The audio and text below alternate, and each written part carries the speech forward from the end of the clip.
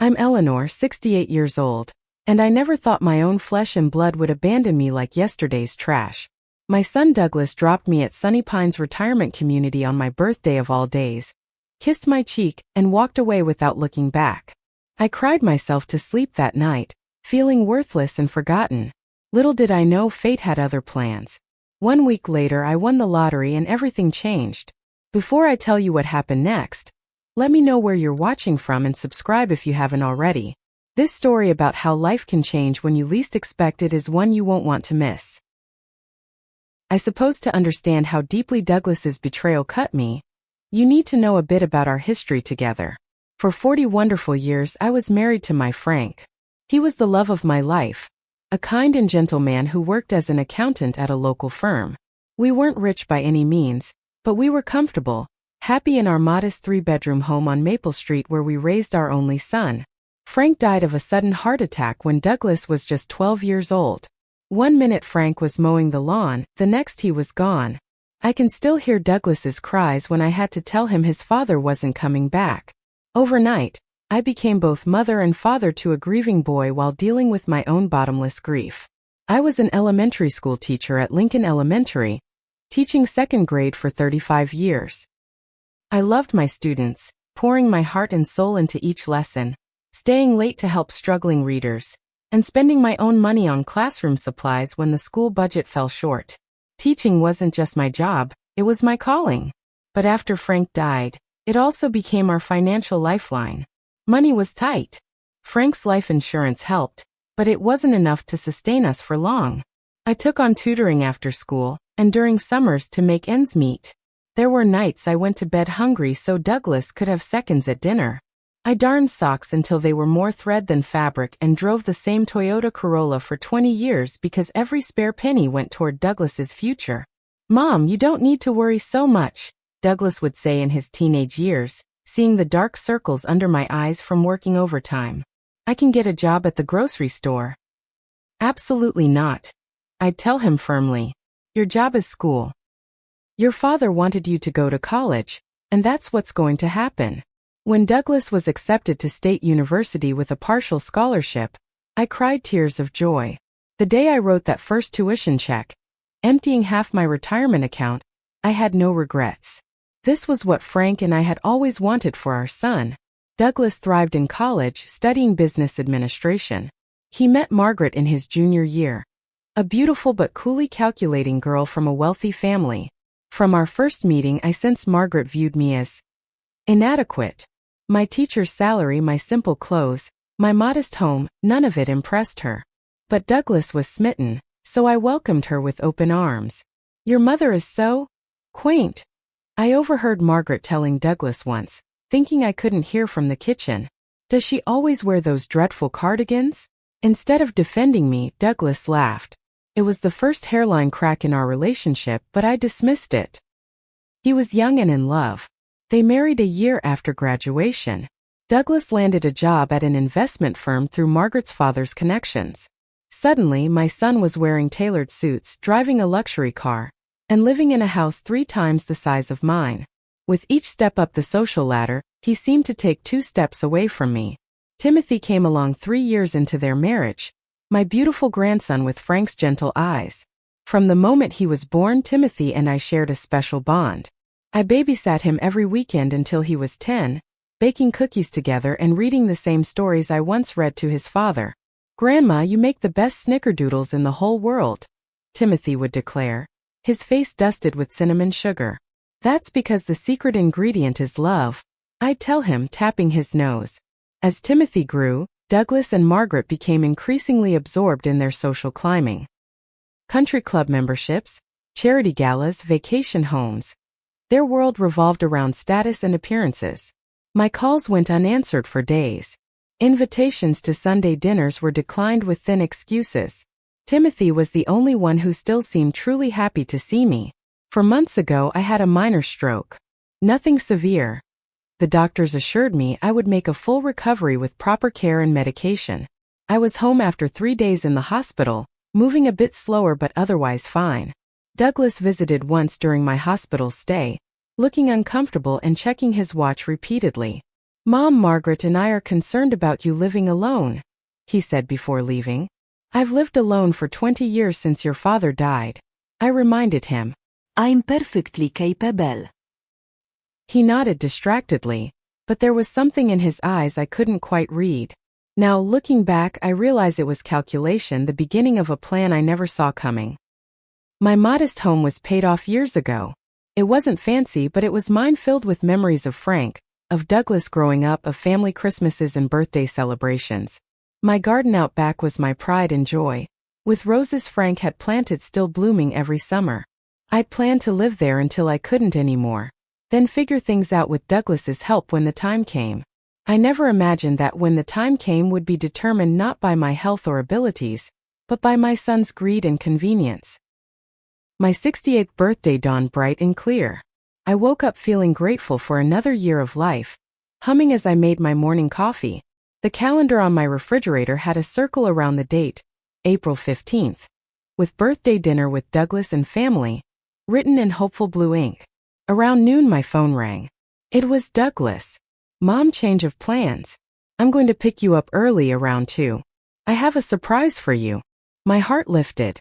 A surprise. Perhaps they were taking me somewhere special for my birthday. That sounds lovely, dear. Should I dress up? No, just wear something comfortable, he replied, his voice oddly tight. I spent extra time on my appearance, putting on a nice blouse and the pearl earrings Frank had given me on our 25th anniversary. I even applied a touch of lipstick Coral Sunset, my signature shade. Douglas arrived precisely at 2, driving his sleek black Mercedes. He seemed nervous, fidgeting with his car keys and barely making eye contact. You look nice, Mom, he said, helping me into the passenger seat. Did you take your medications today? I nodded, finding the question strange for a birthday outing, but dismissed it. My son was often awkwardly practical. As we drove, I noticed we were heading away from the city center, away from the nice restaurants I'd assumed would be our destination. Where are we going? I asked after 20 minutes of increasingly uncomfortable silence. Just a place I want you to see, Douglas replied, knuckles white on the steering wheel. We turned onto a tree-lined drive with a large sign that read, Sunny Pines Retirement Community. My stomach dropped. Douglas? Why are we here? He parked the car but didn't turn off the engine. Mom, Margaret and I have been talking. Since your stroke, we don't think it's safe for you to live alone anymore. But I'm fine, I protested, my voice rising. The doctor said I'm recovering well. I don't need. We've already made arrangements, he interrupted, finally looking at me with an expression that was both determined and avoiding. Your room is ready today. It's a nice place, Mom. They have activities, medical staff on site, 3 meals a day. I couldn't believe what I was hearing. You're leaving me here? Today? Without even discussing it with me first. Douglas sighed as if I were being difficult. It's for your own good, Mom. Your house is too much for you to manage. The stairs are dangerous. What if you had another stroke when no one was around? Tears welled in my eyes. But it's my birthday. A flicker of shame crossed his face before he masked it. I know. I thought it would be symbolic. A new chapter. Inside the building, everything happened in a blur. A cheerful administrator named Brenda greeted us as if we were checking into a hotel, not changing my entire life without my consent. Douglas had paperwork ready, so much paperwork. He'd clearly been planning this for weeks.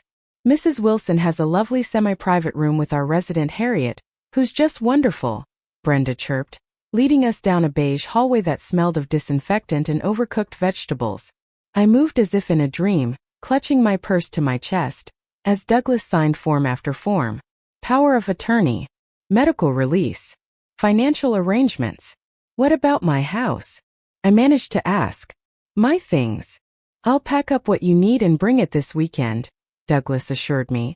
As for the house, well, it makes sense to sell it to cover the costs here. The room was small and institutional, 2 narrow beds separated by a curtain, 2 dressers, 2 nightstands. On one side, an elderly woman with steel gray hair was watching a game show on a small television. Mom, this is for the best, Douglas said, checking his watch. I need to get back for a meeting. I'll visit this weekend with some of your clothes and personal items. You're leaving? Now, I couldn't keep the disbelief from my voice. Margaret's expecting me. And Timothy has soccer practice. He leaned down to kiss my cheek, not seeming to notice or care that I had gone rigid. Happy birthday, Mom. You'll be happier here. You'll see.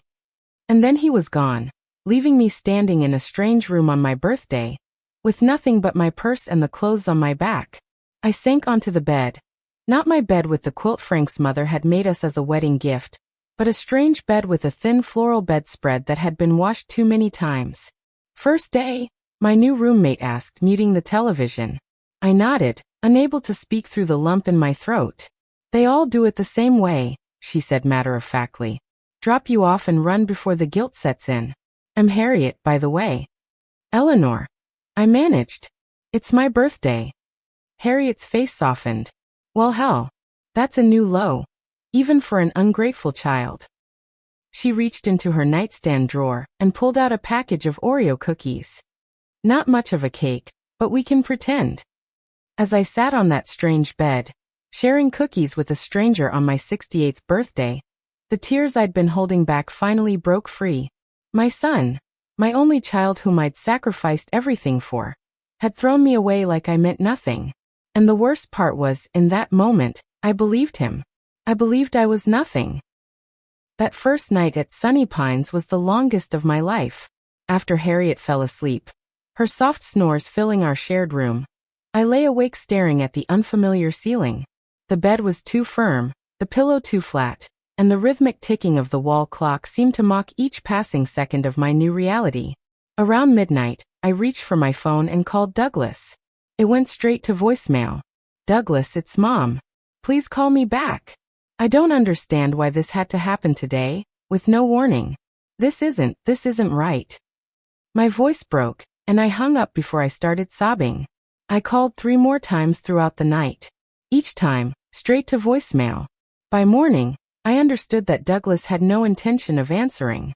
You look like hell warmed over, Harriet observed bluntly as I emerged from the bathroom after a fitful attempt at sleep. Didn't sleep a wink, did you? Not really, I admitted. Harriet nodded knowingly as she applied bright coral lipstick without a mirror. First night's always the worst. Second night's not much better. But eventually you either adjust or you die of heartbreak. I chose to adjust. She capped her lipstick with a decisive click. Breakfast is at 7:30 sharp. Miss it, and you go hungry till lunch. I quickly discovered that life at Sunny Pines operated on a rigid schedule that felt more like a minimum security prison than a home. Meals at designated times in a cafeteria-style dining room. Medications dispensed at the nurse's station. Scheduled activities that seemed designed for people 20 years older than me. Bingo, basic crafts, and gentle chair yoga. You're expected to participate, warned Nancy, a frail woman I met in the dining hall. They mark it down if you don't.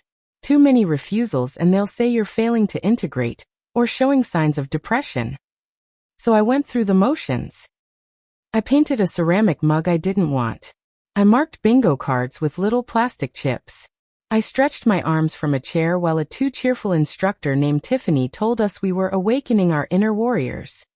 All the while, I felt like an imposter. I didn't belong here. 2 weeks ago, I was tending my garden, driving to the grocery store, having coffee with my friends from the Teachers' Retirement Association. I wasn't ready for this. Harriet turned out to be my saving grace. At 79, she had been at Sunny Pines for 3 years, abandoned by a daughter who moved to Australia with her new husband. Don't waste your energy on bitterness, she advised, though the sharp edge to her voice suggested she hadn't entirely taken her own advice. Use it to survive.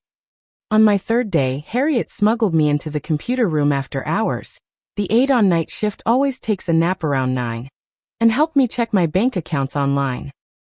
Always follow the money, she said sagely. That's where you'll find the truth. The truth was devastating. Douglas had already transferred most of my modest savings into an account I couldn't access. My monthly pension would now go directly to Sunny Pines. He had, essentially, left me with nothing but the $27 in my wallet. That little weasel, Harriet hissed when she saw the screen. Sorry, Eleanor, but your son is a first-class jerk. I couldn't disagree. Especially when the following day, a quick internet search revealed that my house, my home of 43 years, was already listed for sale.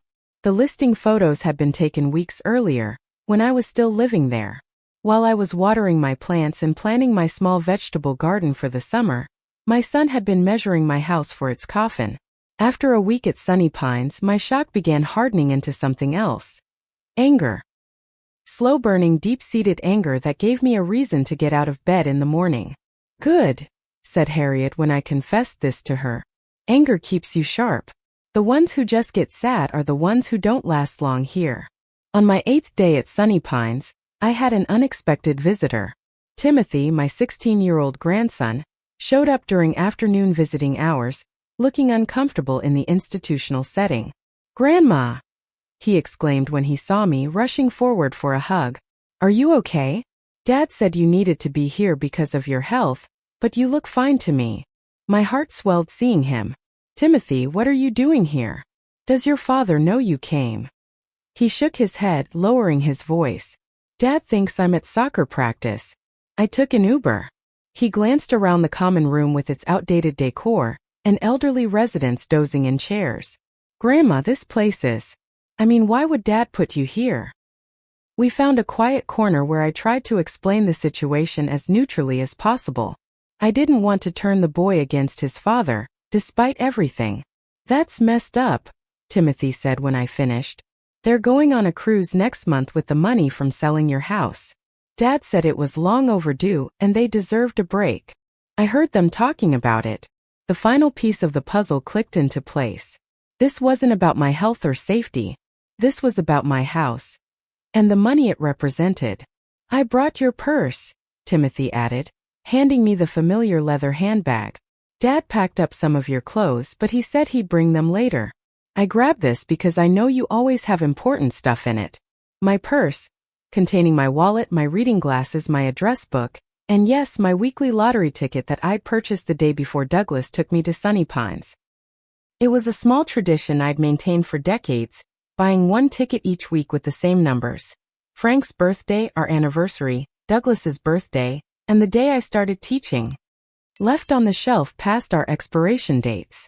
"I'm not expired yet," I replied with unexpected firmness. "And neither are you." But despite my brave words, I felt powerless. My home was being sold. My savings were controlled by my son. My independence had been stripped away without my consent. All I had left was my dignity. And some days even that felt tenuous.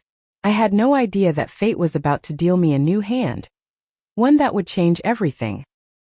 Saturday evening at Sunny Pines meant cinema night, which typically involved an ancient DVD player, a projection screen with a visible crease down the middle, and a movie at least 20 years old. This particular Saturday, however, Harriet had other plans. "We're watching the lottery drawing in my friend Mabel's room," she announced, pulling me away from the lineup for Driving Miss Daisy, for the 3rd time that year. She has an actual television with cable, not that prehistoric dinosaur they use in the common room. I followed reluctantly. My weekly lottery ticket had been a ritual for comfort, not because I ever expected to win. Frank and I had started buying tickets when we were first married, dreaming of what we'd do with the money. Travel the world, buy a vacation home, set up college funds for our future children. After he died, I continued the tradition, using the same numbers and indulging in the same impossible dreams for a few minutes each week. Mabel's room was already crowded with 5 other residents, all perched wherever they could find space. Mabel herself, a tiny woman with improbably red hair, sat closest to the television, remote clutched possessively in her gnarled hand. "Just in time," she announced as we entered. "They're about to draw the Powerball." I reached into my purse and pulled out my ticket, more out of habit than hope. The familiar numbers stared back at me. 7, Frank's birthday, July 7th. 15, our anniversary, June 15th. 24, Douglas's birthday, October 24th. And 31, August 31st, my first day of teaching. The Powerball number was 4. The number of people I had once believed would always be in our family. Frank, Douglas, Margaret, and me. And now for tonight's Powerball drawing. The announcer's voice rang out. Tonight's jackpot, $14.7 million. The plastic ball machine on screen began to whir, colorful numbered balls bouncing chaotically within their chamber. First number, 7. I glanced down at my ticket. Second number, 15. My heart began to beat faster. Third number, 24. A strange buzzing filled my ears. Fourth number, 31. The room around me seemed to fade. And the Powerball number is 4. Silence fell over Mabel's room as I stared at my ticket, matching each number with trembling fingers. "Holy shit," Harriet finally said, looking over my shoulder. "Eleanor, you just won the Powerball." "That's not possible," I whispered. But it was. All 5 numbers matched perfectly. After 43 years of buying tickets, after being abandoned by my son, after losing my home and independence, I had won the lottery. "How much is it again?" Mabel asked, turning up the volume. "Tonight's Powerball jackpot of $14.7 million, the announcer repeated, will go to one lucky winner, as all 5 numbers have been matched on a single ticket. $14,700,000. The room erupted in excited chatter, but I remained frozen, staring at the small piece of paper that had just changed everything. "What are you going to do?" Harriet asked, her eyes wide. In that moment, a clarity I hadn't felt since before Douglas left me at Sunny Pines washed over me. "First, I'm not telling anyone except the people in this room. And I need all of you to promise you'll keep this secret for now." 6 heads nodded solemnly. "Second, I need to find a lawyer. A good one. Not from around here." "My nephew's a lawyer in Portland," offered George. "Specializes in elder law. I could call him tomorrow." "Perfect," I said, feeling a plan beginning to form. "Third, I need a new phone number. One Douglas doesn't know about." Harriet grinned wickedly. "Now you're talking. Operation Payback is a go." The next morning, with the help of Timothy, sworn to secrecy and thrilled to be part of what he called Grandma's Ocean's 11 moment, I was able to contact the Lottery Commission and begin the process of claiming my winnings. I opted for the lump sum payment, approximately $8 million after taxes, and requested the minimum publicity required by law. George's nephew Martin turned out to be exactly the ally I needed. He arrived at Sunny Pines 2 days later, professional and discreet in a well-tailored suit. "Mrs. Wilson, based on what you've told me, your son had no legal right to place you here without your consent, nor to take control of your finances without proper power of attorney," he explained as we sat in a private conference room. "We can fight that immediately. As for the lottery winnings, we can set up a trust to protect those assets and ensure no one can access them without your explicit permission." For the first time since my birthday, I felt a sense of control returning. With Martin's help, I opened new bank accounts, created a revocable living trust, and changed my will. Douglas, who had been the sole beneficiary, would now receive exactly $1. "So he can't claim I forgot him," I explained to Martin. "Timothy would receive a generous trust fund for his education and future, structured so neither Douglas nor Margaret could touch it. The rest would go to causes I believed in: scholarships for future teachers, support for elderly individuals who had been abandoned by their families, and a foundation in Frank's name.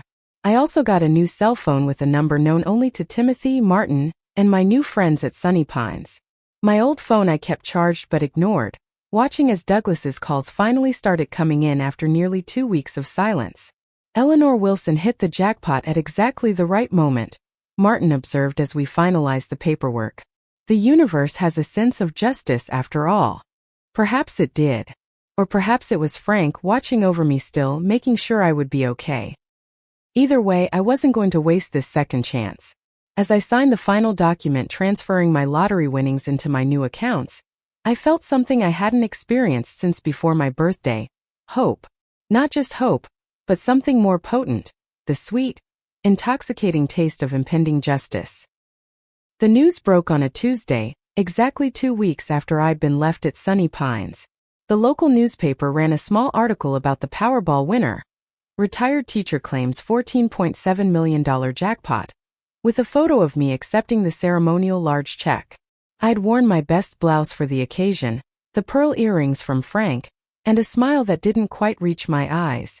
I was having lunch with Harriet in the dining room when Douglas came bursting through the doors, newspaper clutched in his hand, face flushed with what I recognized as his opportunity expression, the same look he'd had when asking for money for his first car, for his college application fees for his wedding. "Mom!" he exclaimed too loudly, drawing stares from the other residents. "I've been trying to call you for days. Why haven't you answered your phone?" I took a deliberate bite of my chicken salad sandwich before responding. "Hello, Douglas.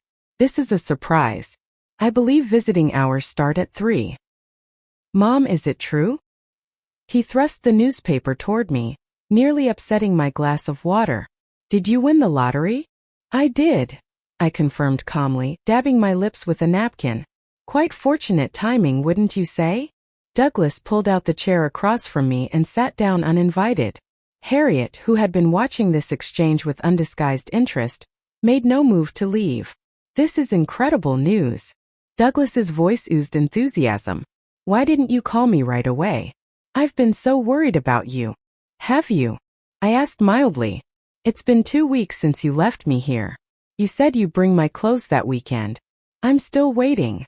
A flicker of discomfort crossed his face before he recovered. "I've been meaning to, Mom, really. Things have been crazy at work, and Margaret's been planning this charity event, and Timothy has college visits coming up." "Speaking of Timothy," I interrupted, "he's visited me 3 times. Apparently he managed to find the time." Douglas had the grace to look embarrassed, but quickly pivoted. "Mom, we need to talk about this lottery win. There are tax implications, investment considerations. You'll need financial guidance." "I've already handled everything, thank you. My lawyer has set up the appropriate accounts and trusts." "Lawyer?" Douglas's smile faltered. "What lawyer? Mom, you should have consulted with me first. I know people who specialize in sudden wealth management." "I'm sure you do," I replied. "But as it happens, I found excellent representation on my own." Douglas leaned forward, lowering his voice conspiratorially. "Mom, listen to me. This place is taking advantage of you. They're not equipped to handle someone in your financial position. You should come home with me right away." "Home?" I raised an eyebrow. "You mean the home you're selling without my permission? That was before." He gestured vaguely at the newspaper. "Everything's different now. We can stop the sale. You can move in with us. Margaret and I have been talking and we think—" "I spoke with Margaret this morning, actually," I interrupted again. "When she called my old phone, which I finally checked. Interesting that she knew about my win before coming to visit me even once in 2 weeks." Douglas's expression shifted, calculation replacing concern. "Mom, I know you're upset about how things happened. I didn't handle it well, bringing you here the way I did. But I was worried about you. After your stroke." "My minor stroke from which I had fully recovered," I corrected. "Well, we didn't want to take chances. Your health is important to us." "Is it?" I set down my fork deliberately. "Douglas, let's be honest with each other. You didn't bring me here because of my health. You brought me here because my house is worth $300,000, and you and Margaret wanted to take that cruise to the Mediterranean." His face went pale. "Who told you about that? Does it matter? What matters is that you abandoned me on my birthday, so you could profit from selling my home." "That's not fair," he protested, but weakly. "The timing was unfortunate, but—" "The timing was deliberate," I said flatly. "And now that I have money, suddenly you're concerned about me again. Funny how that works." Douglas's face hardened. "So that's it? You're going to punish me because I made one mistake? I'm your son, your only child. That money should stay in the family." "It will," I assured him. "Timothy's education is fully provided for. He'll want for nothing." "Timothy." Douglas's voice rose. "What about Margaret and me? What about our retirement? What about mine?" I countered. "The retirement you disrupted by putting me in here?" Douglas stood abruptly, his chair scraping loudly against the floor. "I see. You've turned my son against me, and now you're going to use this money to get back at me. Real mature, Mom." "I haven't turned anyone against you, Douglas. Your actions have done that all on their own. You'll regret this," he said, leaning down to hiss the words. "I'm still your next of kin. I still have power of attorney for your healthcare decisions. Remember that." Actually, I smiled serenely, you don't. Not anymore. My new lawyer took care of that too. Douglas's phone rang before he could respond. He glanced at it, then answered with forced cheerfulness. Une. Yes, I'm with her now. A pause. No, it's not going well. She's being difficult. Another pause. I'll tell her. He held out the phone. Margaret wants to speak with you. I took the phone calmly. Hello, Margaret. Eleanor. Margaret's voice was sugary sweet. A tone I'd never heard her use with me before. I hope you're doing well. We've been so worried. How thoughtful. Yet this is our first conversation in 3 weeks. Well, we wanted to give you time to settle in. Douglas said you were adjusting so well. Did he? Interesting, since he hasn't visited until today. After learning about my lottery win. There was a brief silence then. Eleanor, there seems to be some misunderstanding. We only want what's best for you. In fact, we've been discussing having you come live with us. Our house has plenty of room and… Thank you, Margaret, but I've made other arrangements. What arrangements? Her voice sharpened. I'll be moving into a new home next week. Something more suitable for my needs. But your things. All your memories. You can't just leave them behind. I almost laughed at her sudden concern for my sentimental attachments.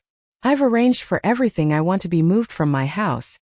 Assuming you and Douglas haven't sold it out from under me yet. Eleanor, you're being unreasonable. We're family. Whatever you think Douglas did wrong, surely we can work it out. For Timothy's sake, if nothing else. I agree completely. Timothy's well-being is my priority too. That's why I've set up a trust fund for his education that will pay his full college tuition and expenses. A trust fund. Margaret's voice rose an octave. But we're his parents.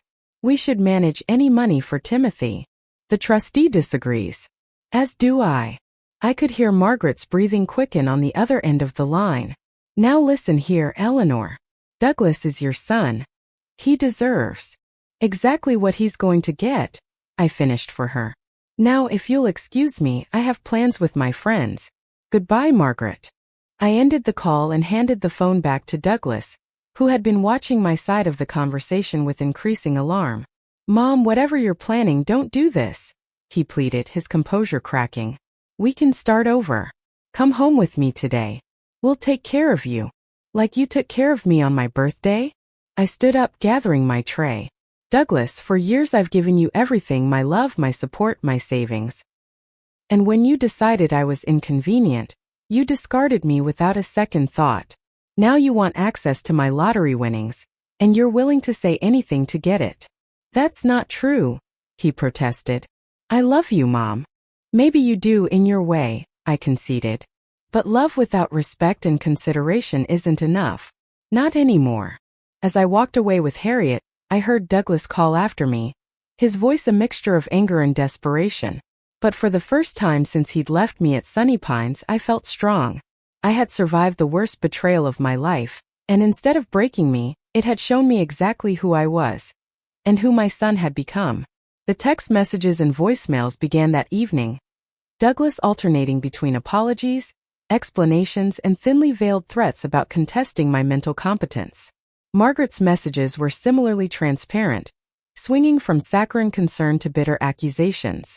I read and listened to them all but responded to none. The time for words had passed. Now it was time for action. With Martin's help, I found a lovely 3-bedroom home in a quiet neighborhood about 30 miles from my old house. Single-story with a manageable garden and a sunny kitchen, practical for my needs, but comfortable enough to enjoy my newfound financial freedom.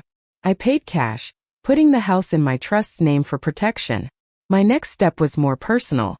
Using a small portion of my winnings, I established the Frank Wilson Memorial Scholarship at Lincoln Elementary, where I had taught for 35 years. The scholarship would provide college funds each year for a promising student who demonstrated both academic potential and kindness, the qualities Frank had valued most. The school board is thrilled, Martin told me after finalizing the arrangements. They want to hold a ceremony to honor your contribution. That would be lovely, I agreed. But not until after I'm settled in my new home. I also set aside money for Timothy in a trust that would fully fund his college education, and provide additional support for his future endeavors. Douglas and Margaret would have no access to or control over these funds, a provision that made Martin smile approvingly when I insisted on it. Timothy is a good kid, I explained. I don't want him punished for his parents' actions, but I also don't want them to get their hands on money meant for his future. Most significant to me, however, was the foundation I created, the New Chapter Foundation, dedicated to helping elderly individuals who had been abandoned or mistreated by family members. The foundation would provide legal assistance, housing support, and advocacy for those who found themselves in situations similar to mine. This is going to help a lot of people, Martin observed as we reviewed the foundation's charter. You're turning a personal tragedy into something truly meaningful. It gives purpose to what happened, I replied, and maybe it will make some children think twice before treating their parents as disposable. Throughout these arrangements, Douglas continued his campaign to reconcile, or rather, to gain access to my money. Flowers arrived at Sunny Pines daily, cards with lengthy apologies, even a framed family photo I'd never seen before, clearly purchased and framed hastily after my lottery win. Margaret tried a different approach, showing up at Sunny Pines with a designer handbag as a just-because gift. "Eleanor, we really need to clear the air," she said, perching uncomfortably on the edge of my bed. "Douglas is devastated that you're upset with him." "Is he?" I asked, setting aside the book I'd been reading. "Or is he devastated that his plan backfired?" "That's unfair," she protested. "We've always had your best interests at heart." "Margaret," I said calmly, "in the 8 years you've been married to my son, you've never once invited me to your home for a holiday. You've referred to my clothes as dreadful, and my home as depressing. You've consistently made it clear that I don't meet your standards. So please don't insult my intelligence by pretending we've ever been close." Her perfect facade cracked slightly. "Fine. We haven't been best friends, but we're still family, and family should stick together." I completely agree.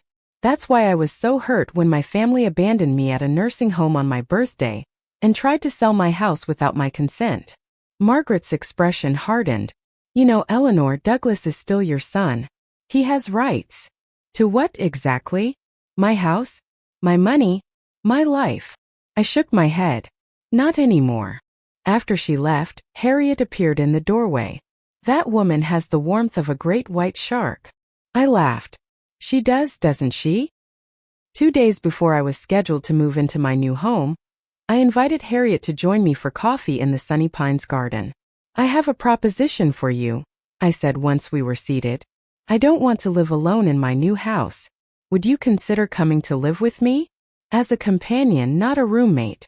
You'd have your own bedroom and bathroom, complete privacy when you want it. I'd cover all expenses, of course." Harriet's eyes widened. "Are you serious?" "Absolutely. These past few weeks, you've been more family to me than my own son. I trust you and I enjoy your company. The house has plenty of room and frankly, I think we'd both be happier there than here."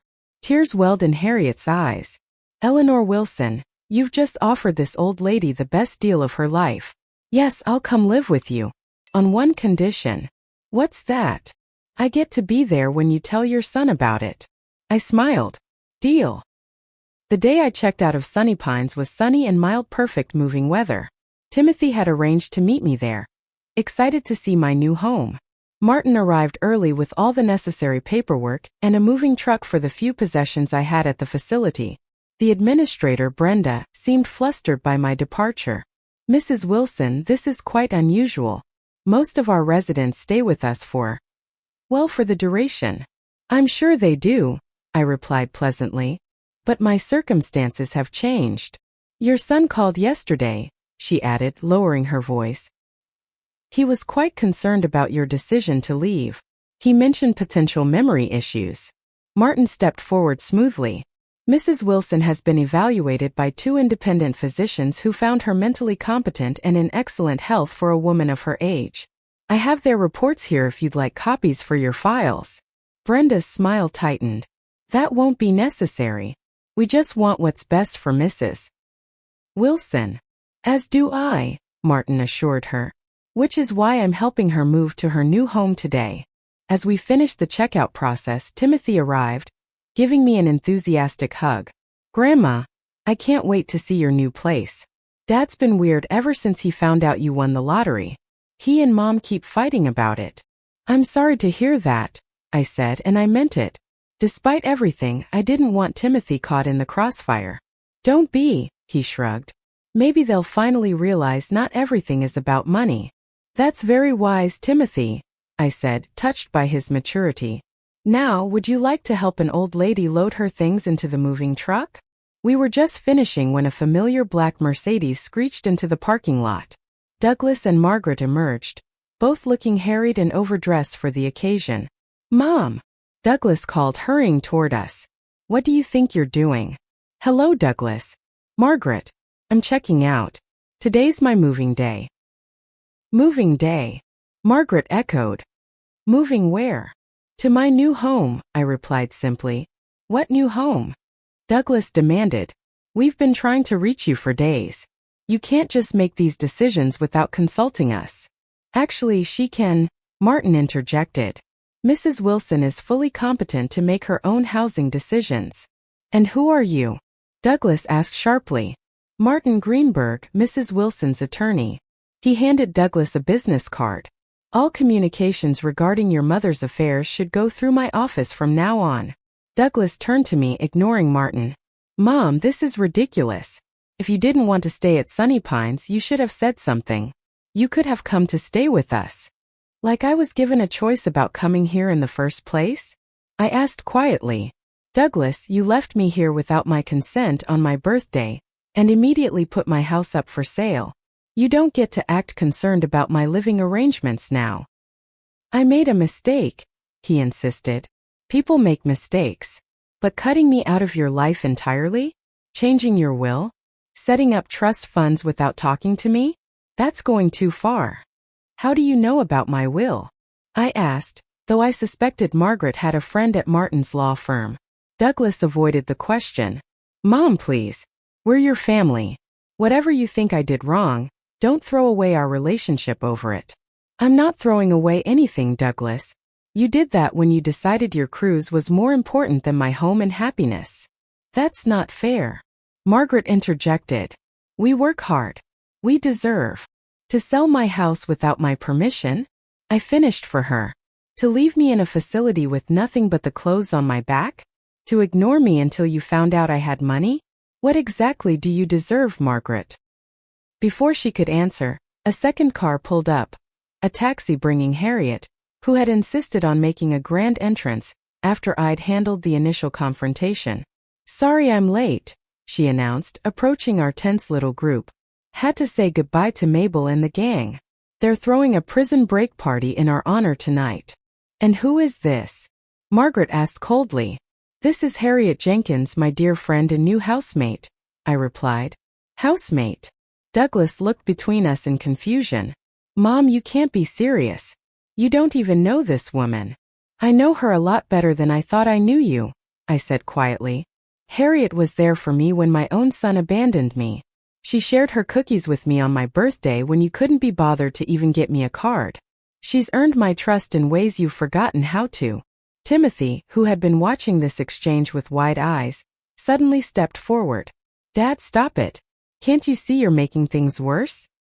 Grandma has the right to live wherever, and with whoever she wants. Douglas turned on him. Stay out of this, Timothy. This is between your grandmother and me. No, it's not, Timothy argued. It's about Grandma's life. The life you tried to take away from her when you dumped her here. Don't pretend you did it for her own good. I heard you and Mom talking about selling her house for months before her birthday. Margaret gasped. Timothy. It's true, he continued, his young face resolute.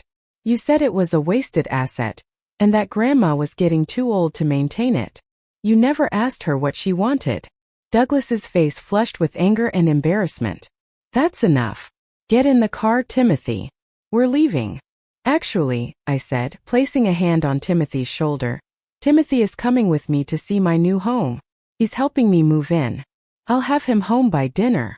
Like hell he is, Douglas snarled, grabbing Timothy's arm. He's coming with us now.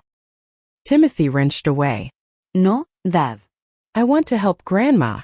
Perhaps, Martin suggested smoothly, Timothy should be allowed to make his own choice. He is 16 after all. Douglas looked from Martin to me to Timothy, clearly recognizing he was outnumbered. Fine, he spat. Home by 6, Timothy. Not a minute later. As Douglas and Margaret stormed back to their car, I turned to my grandson. You didn't have to do that. Timothy shrugged. Someone needed to tell the truth. Watching my son drive away, I felt a complex mixture of sadness and liberation. The boy I had raised, the child I had sacrificed everything for, had grown into a man I barely recognized. Yet here was his son, showing the kindness and integrity I'd always tried to instill. Ready to see your new home? I asked, putting an arm around Timothy's shoulders. Absolutely, he grinned. Lead the way, Grandma. As our small caravan pulled away from Sunny Pines, I didn't look back. The facility that had been meant as my final destination had instead become merely a brief, unpleasant chapter in a story that was far from over.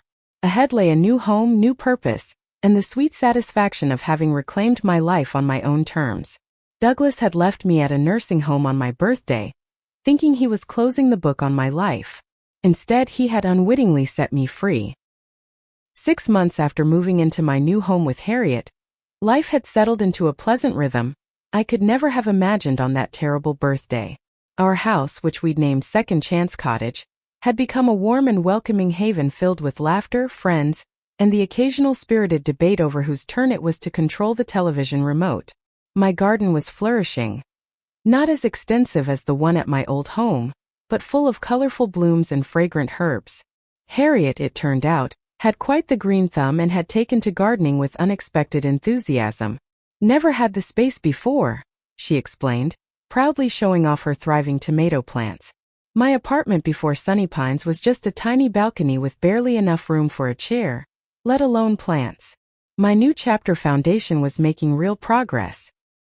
We'd already helped 3 elderly individuals who had been placed in facilities against their will, providing legal assistance to regain their independence and financial control. Each success story strengthened my resolve to continue this work. You've turned your pain into purpose, Martin observed during one of our foundation meetings. That's rare and valuable. The Frank Wilson Memorial Scholarship had selected its first recipient, a bright young girl named Amelia who reminded me so much of myself at that age, eager to learn and determined to make a difference. The award ceremony at Lincoln Elementary had been emotional, standing in the same auditorium where I'd attended so many school events over my teaching career. Mrs. Wilson was one of our most beloved teachers for 35 years, the principal had announced to enthusiastic applause.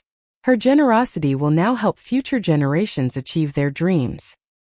Timothy visited regularly, sometimes staying for weekends in the guest room I decorated specifically with him in mind. He was in his senior year now, applying to colleges with the assurance that his education would be fully funded through the trust I'd established. I got accepted to State University, he announced one Saturday morning, bursting into the kitchen where Harriet and I were having coffee. Early admission. And they offered me a partial academic scholarship too. That's wonderful. I hugged him tightly, my heart swelling with pride. Your grandfather would have been so proud. It was his alma mater, you know. I know, Grandma. That's one reason I applied there. Timothy's expression grew more serious. Dad wasn't thrilled. He wanted me to apply to his business school connections instead. Relations with Douglas remained strained. After our confrontation at Sunny Pines, he had made several attempts to reconcile, always with an underlying agenda related to my money. When he realized I wouldn't budge on the trust arrangements or my revised will, his visits and calls became increasingly infrequent. Margaret had filed for divorce 3 months after my lottery win, a development that surprised me less than it apparently surprised Douglas. She said I was a failure, Douglas had told me during one of his rare visits, looking genuinely distraught, that I couldn't even manage to secure my own mother's inheritance. Like that was the only reason she married me. Perhaps, I suggested gently, this is an opportunity to reassess what's truly important in life. He had nodded absently, but I wasn't sure the message had truly registered. Douglas had spent so many years measuring success in dollars and status that learning to value relationships for their own sake would be a difficult adjustment. On a crisp autumn morning, I was surprised to find Douglas on my doorstep, alone and without the usual polished appearance I'd grown accustomed to. His clothes were rumpled, his eyes tired. "Mom," he said simply, "can we talk?" I invited him in, offering coffee which he accepted gratefully. Harriet, sensing the need for privacy, discreetly retreated to her room with a meaningful glance in my direction. "How are you, Douglas?" I asked as we settled in the living room. "Honestly, not great." He stared into his coffee cup. "The divorce is final. Margaret got the house. I'm living in an apartment now." He gave a humorless laugh. "Turns out most of our friends were actually her friends. They don't return my calls anymore." "I'm sorry to hear that," I said, and I meant it. Despite everything, seeing my son in pain still affected me. "Timothy told me he got into state," Douglas continued. "He's excited about the trust you set up for him." "He's a remarkable young man," I agreed. "You should be proud of him." "I am." Douglas looked up, meeting my eyes directly for the first time. "He reminds me of Dad sometimes. The way he stands up for what he believes in no matter what." The mention of Frank created a moment of shared remembrance between us. A brief connection to the family we had once been. "Mom," Douglas said after a long pause, "I've been doing a lot of thinking. About what happened. About what I did to you." He swallowed hard. "There's no excuse. I was selfish and greedy and horrible. I treated you like you were disposable. After everything you sacrificed for me." I remained silent, allowing him to continue. "When Dad died, you gave up everything for me. Your time, your money, your own dreams. You never remarried, never took a vacation, never bought yourself anything nice. It was all for me." His voice cracked. "And how did I repay you?" "By abandoning you the moment you became inconvenient." "Why did you do it?" I asked quietly, the question that had haunted me for months. Douglas shook his head. "I wish I had a good answer. The truth is, Margaret and I were living beyond our means. The house, the cars, the country club membership. It was all to keep up appearances. We were drowning in debt. Your house represented a way out. A quick solution." He looked away in shame. "I convinced myself it was for your own good. That you needed the care at Sunny Pines. But that was a lie I told myself to justify what I was doing." The honesty was unexpected and, I had to admit, somewhat healing to hear. "I don't expect you to forgive me," Douglas continued. "I don't deserve forgiveness. But I wanted you to know that I understand what I did. I see it clearly now and I'm ashamed." In that moment, looking at my broken son, I felt the anger I'd been carrying begin to loosen its grip on my heart. Not completely, the wound was still too fresh for that, but enough to see the path toward healing. "Douglas," I said carefully, "forgiveness isn't something that happens all at once. It's a process.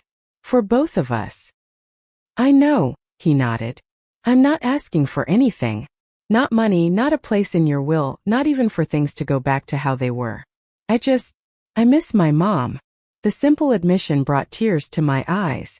For a moment I saw the little boy who had cried in my arms when his father died, who had looked to me for comfort and guidance through all of life's challenges. "I miss my son too," I admitted softly. We sat in silence for a while, the weight of unspoken emotions filling the space between us. Finally, Douglas stood to leave. Would it be okay if I called you sometimes?" he asked hesitantly. "Just to check in?" "I'd like that," I replied. "And Douglas?"